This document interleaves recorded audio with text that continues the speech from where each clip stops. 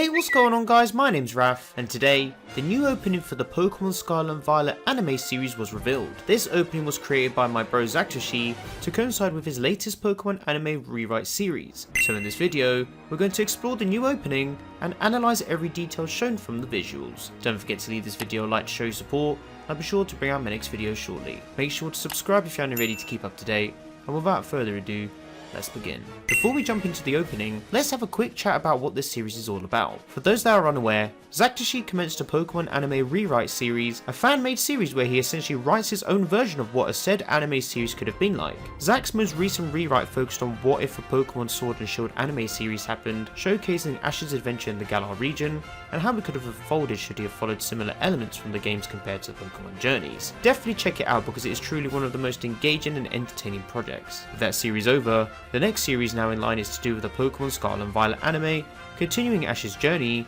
showcasing him in the Paldea region. And that now leads us to today, where we're going to break down the opening for the series and explore what details are to be revealed, alongside speculating potential plot points. Just before we break down the trailer, we have to give out two big important shout outs to Liam, the artist who came with the incredible frames and designs, and Silver Storm, who made the brilliant opening theme song. Be sure to go and support them both. Let's now dive into the new opening. Before I begin, the details I'll be discussing are in no particular order. This is just pure speculation. It's a fan opening about a fan-made series, so technically this line still counts. The opening cinematic showcases frames used from the first Pokémon Horizons episode and also Paldea Wings series. Here we get to see Pokémon in their natural habitats and areas from the Paldea region, relating to the series focusing on the Scarlet and Violet concept. I like how Zak merged the frames together for the opening cinematic. We then have the first frame of Ash and Pikachu outside what appears to be the entrance to the Naranja Academy in Mesagoza. Liam is an absolute magician with his art. Looking closely, we can see that Ash is holding a Master Ball, and it looks like it's going to be one of the key elements focused on within this series. My take is that Ash may have been gifted the Master Ball after becoming the world champion, or maybe he came across it during an encounter and found out that it houses a Pokemon, something that we'll talk about later on. This then transitions to us seeing a more open shot of Ash and Pikachu entering Mesagoza. We notice he still maintains his bag from Pokemon Journeys, and also has his gloves and latest trainers whilst again holding the Master Ball. As Ash is enrolling at the Naranja Academy, he has the relevant shorts to correspond with his school, and he is also wearing the blue anorak as part of the uniform. I have to say, the attention to detail is impeccable here. What a cool shot as well, showing Ash before the series logo appears. In the next frame, we see a bunch of key characters including teachers that will be introduced within the series. From left to right, we have Dendra, the battle studies teacher, Segura, who teaches home economics, gym leader Rhyme's sister Time, who teaches mathematics, Dragon Elite 4 member and art teacher Hassel, director Clavel, Ash's rival and friend Gary Oak, languages teacher Salvador, biology teacher Jack, history teacher Ryfort, and of course, the school nurse being Miriam. From the way Zak introduced Paldean tourists during Ash and Gary's friendly battle, I assume that Gary would be the one to take Ash to Paldea to introduce him about the academy and Pokemon in the Paldea region. It could also be that maybe Gary just tells Ash to meet him in Paldea before introducing him to the rest of the teachers. I'm looking forward to seeing what potential classes and battles could unfold with Ash encountering these characters. I'm sure he's bound to get along very well with all of them. Next, we have a huge frame showing the key characters from the Pokemon Scarlet and Violet games, and also the Pokemon Horizons anime. As shown from the initial reveal art of the series,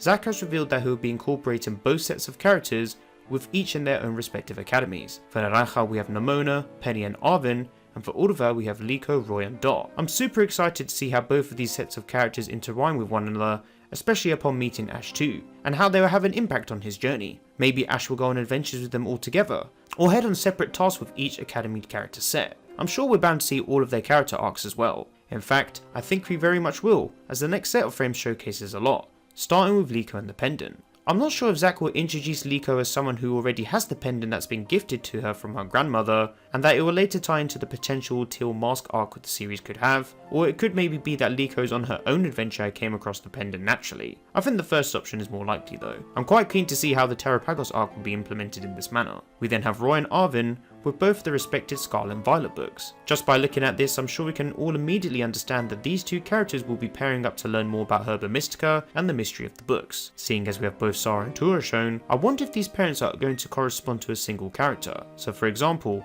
seeing as Arven is in Naranja, maybe he'll have his own mother being Sarah, and Roy will have Tura as his father to correspond with Oliver. But if we look closely too, we can also see that another character is surrounded in mystery, and this is none other than Lucius from Pokémon Horizons. Being the ancient adventurer, maybe the two boys are on a quest to learn more about him, or maybe the 6 Heroes arcs is something that will be implemented along the line to focus on this character alongside the books as well. Moving on, we then have a frame of Dot and Penny together. Looking at Dot, we notice that she's maybe trying to overcome her being introverted, with her staring at the Gurumin costume maybe considering to maintain or drop the alter persona. It's interesting to see how she's in full form with her hair tied back, possibly implying that maybe she starts off the series with her hair down, and then later gains the confidence along the way to show her true self, or maybe that's just how she will be at default. As for Penny, being the leader of Team Star, maybe she too is overcoming her arc of being someone that was bullied, or maybe she's on the hunt for something else in the series. I'm glad we get to see both of these two paired together though. Bro knows exactly what he's doing and he's cooking really well, as both of these characters would definitely make for a fantastic duo,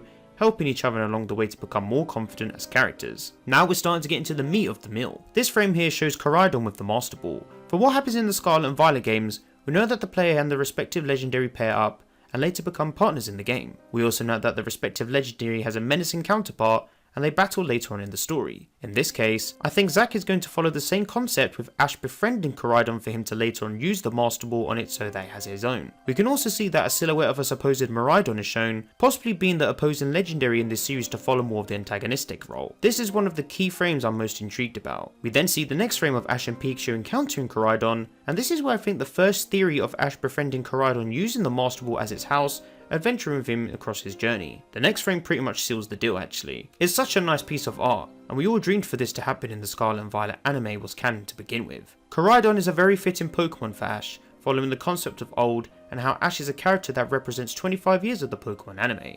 It's the perfect Pokemon for him. A nice frame of Ash and Pikachu battling Nemona with her Pawmot is then shown, which we know for a fact is going to be very electrifying to see. With both trainers having similar ideals about battling, this is for sure going to be one to look out for, especially if Nemona opens her heart out to Ash a lot about battling, and how she got there in the first place, overcoming her previous days of feeling alone and out of place compared to others, slowly working her way up to become a champion. The frame of the Terra Orb terrestrializing from the second Pokémon Horizons opening is then shown to complement this segment, and it makes sense.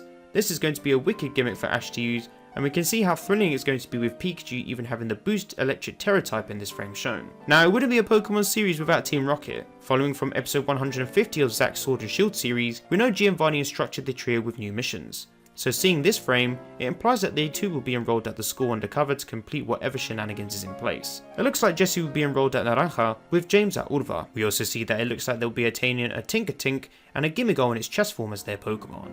Very fitting Pokemon if you ask me. A nice panning shot of characters is shown with their starter Pokemon. We have Arven with Quaxly, Roy with Fuecoco, Liko with Sprigatito, Penny with a shiny Eevee, Nemona with a Rowlet, Dot with a Cyndaquil, and even Amitheo with an Oshawott. I wonder what Zack is going to pull off with this one. Is Amethio just going to be a student in the series that could be an acting rival for Liko? Or will the explorers be undercover in the series and later reveal their true objective? It's very enticing. The final frame shows Ash with Koraidon and Pikachu eating a sandwich, with what appears to be a Miraidon in the sky. This is where it gets interesting. Maybe relating back to this frame, it could be that Koraidon is actually friends with the Miraidon, but it ends up getting corrupted, hence why Ash meets Koraidon and aims to help it restore the sanity of its friend that it lost. It could be something else, but damn, this would be a pretty cool plot point if it was to unfold so. Wow, what an incredible opening. A very big well done to Zack, Liam and Gus for making it such an outstanding piece of work. There's lots of fun and intriguing details that are bound to make amazing episodes and an even better series overall. The series will commence in May on Zack's channel, so be sure to check it out when it's live. If you wish to view the full trailer in its glory, then you can check the link in the description below,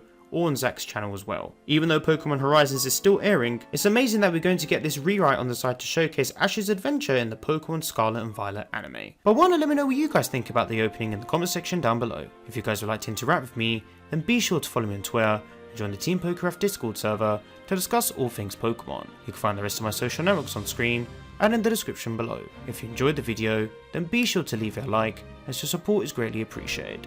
Don't forget to share the video with your friends. Finally, make sure to subscribe to keep up to date with my videos, and click on the little bell to enable notifications so you guys get notified when I upload a new video. I hope you guys enjoyed this video, and be sure to stick around for more Pokemon content. Thank you so much for watching, and I'll catch you guys in the next one. Peace.